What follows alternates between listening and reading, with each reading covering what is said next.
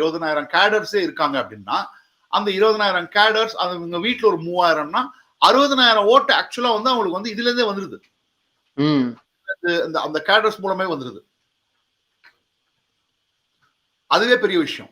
So அது வந்து ஒரு அது அனதர் திங், அவங்க எல்லாமே வந்து கொஞ்சம் கமிட்டட் கேடர்ஸ்.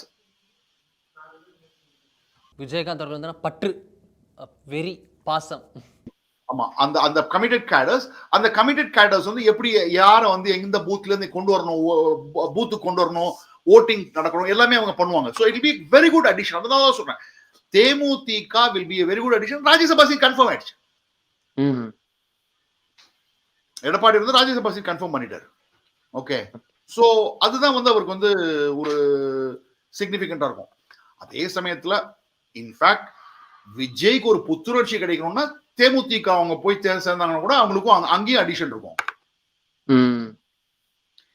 ஏன்னா தாவேகாக்கு மிஸ்ஸிங் லிங்கே வந்து கிராமப்புறம் தான். தேமுதிகக்கு இருக்கக்கூடிய ஸ்ட்ரென்த் கிராமப்புறம் தான்.